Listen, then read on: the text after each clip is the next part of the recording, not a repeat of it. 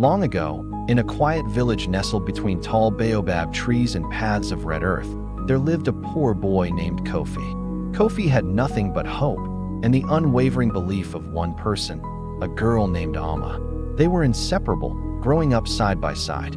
They fetched water from the well together. When food was scarce, they shared a single piece of roasted corn.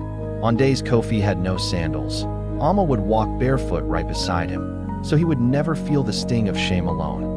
When he couldn't afford school books, she shared hers, and they would study together under the soft glow of the moonlight. The elders in the village would often smile and whisper to each other, "True love isn't measured by wealth, but by who stands beside you in your empty days." But poverty is a heavy cloak, and Kofi was tired of its weight. He yearned for more. One day, with a heart full of ambition, he announced he was leaving for the city to seek his fortune. Amma's eyes filled with tears, but she managed a brave smile. "Go," she said softly.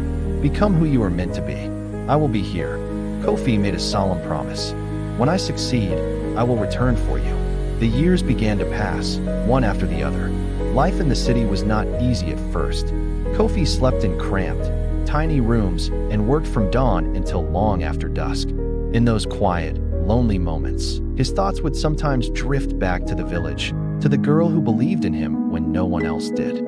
And then, slowly but surely, things began to change. Kofi found success. Money flowed in. He wore fine clothes and made new, influential friends.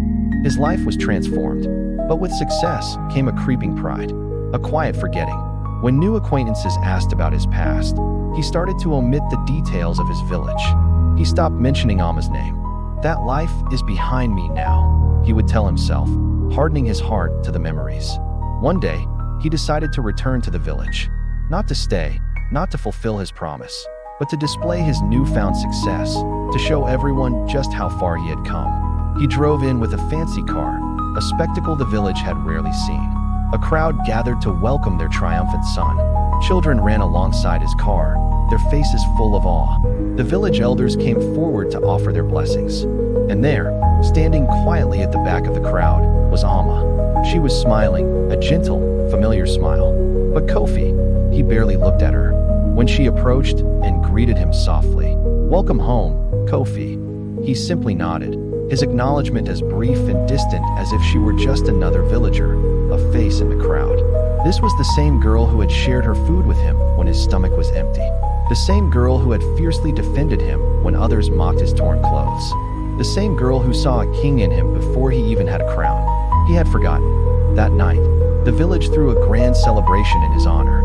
The air filled with the beat of drums and the smell of festive food. But amid the joyous noise, Amma quietly slipped away. An old woman, a wise elder who had watched both Kofi and Amma grow from children into adults, came and sat beside him. "Success is a good thing, my son," she said, her voice gentle but firm. "But you must never forget the hands that held you when you were falling." Kofi offered a polite, dismissive laugh, but her words echoed in his mind, following him into the quiet of the night. The next morning, a strange unease settled over him. He decided to walk through the village alone, letting his feet carry him down familiar paths. He saw the old well, and a memory surfaced, Amma, carrying his water for him when he was too sick to stand. He passed the giant mango tree, and he remembered the countless nights they spent studying under its branches, her lantern lighting the pages. He walked along the small, dusty path where she had once sold fruits, just to help him gather enough money for his exam fees.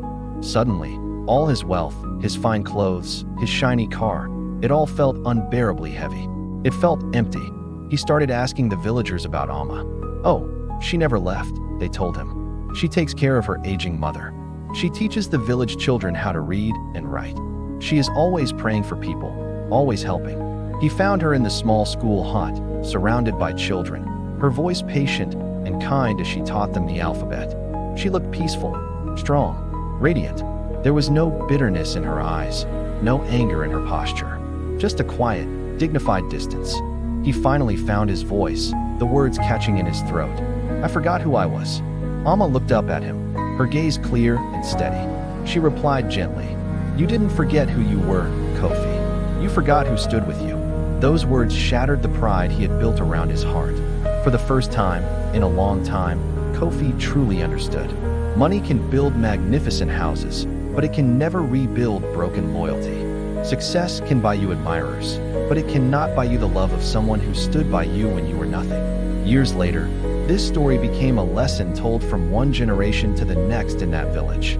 The elders would tell their children, success should never, ever erase gratitude. They would say, never be ashamed of the people who loved you when you had nothing to offer in return. And they would always end with this truth: the heart that stays with you in poverty is the heart that truly deserves you in prosperity. Because true wealth, the kind that endures, is not found in a bank account. True wealth is the people who never left your side, who believed in you when you had nothing to give them but a dream. And that is the story of the boy who almost lost the greatest treasure of his life, because he forgot the girl who loved him when he had nothing. Thank you for listening. If this story touched your heart, please like, share, and subscribe for more tales that matter.